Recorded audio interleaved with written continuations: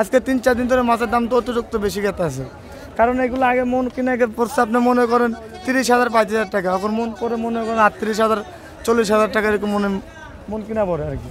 তখন মাছের দামটা অতিরিক্ত বেশি, কারণ বন্যার কারণে তো এখন মাছ কম আসে, জেলেরা নদীতে যাইতে পারে না, মাছ ধরতে পারে না, এই কারণে। তোমার এগুলা কি মাছ?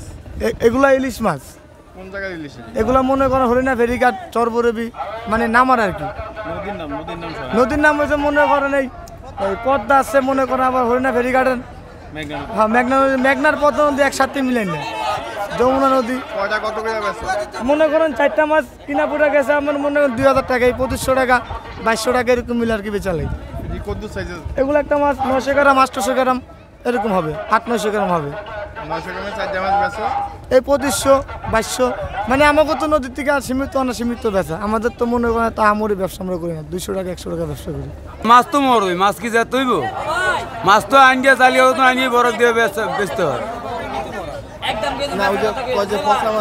কত মাছ স্যার আমরা বেশি না স্যার, কত মাছ এদিকে বেশ না স্যার, এদিকে কত মাছ নেই স্যার। এই যে আমরা দেখেন এই যে তাজা, একবার তাজা, এটি খারাপ মাছ বেঁচে কিনে না স্যার।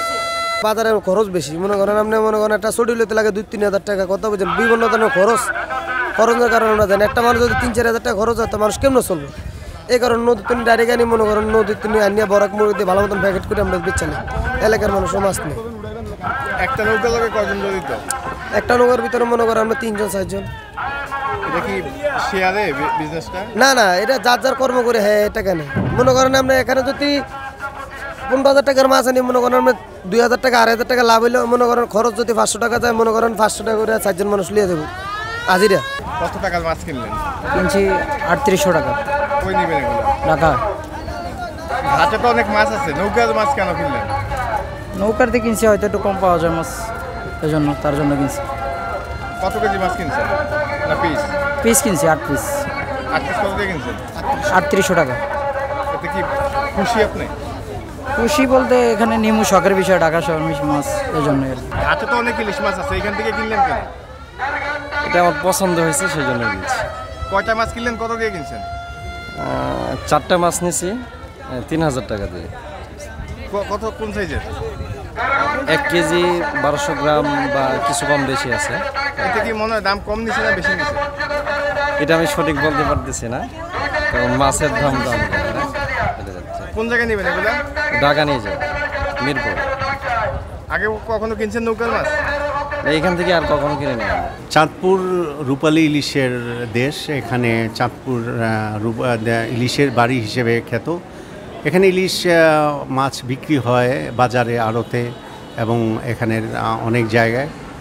তো এক ধরনের মানুষ নৌকায় যাত্রীদের কাছে ইলিশ বিক্রি করে।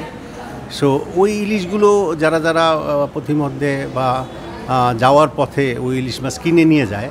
কিন্তু আমার একটা জিনিস হচ্ছে এটি ভালো, মানে যারা যারা নৌকায় কিছু পেশা আছে হয়তো করে, কিন্তু তারা যেই জিনিসটা করে সেটি হচ্ছে খারাপ ইলিশ মাছ এখানে আনে, এবং এটি একটা অভিযোগ আছে এবং মারাত্মক অভিযোগ।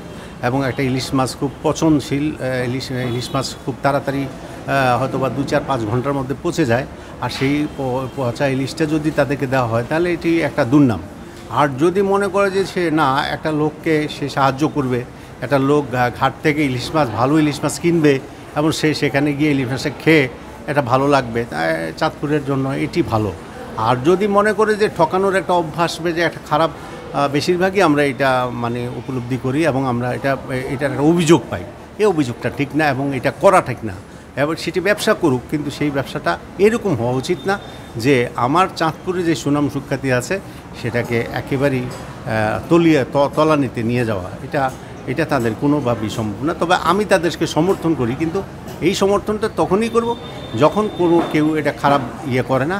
স্বাভাবিকভাবে আমরা বিগত দিনে এটা নেগেটিভ পর্যায়ে আমরা দেখছি যে এটা খারাপ জিনিসটা, কিন্তু সামনে যদি আমি মনে করি যে এমনি ইলিশ মাছের দাম বেশি আর এর মধ্যে যদি পচনশীল মানে পচা ইলিশ মাছ পাওয়া যায় তাহলে এটি ক্রেতার জন্য যেমন কষ্টের, এবং আমাদের চাঁদপুরের ইলিশের বাড়ি চাঁদপুর নামে যে খ্যাতি বা রূপালী ইলিশ এখানে পাওয়া যায় সেটির জন্য আরও বেশি কষ্ট।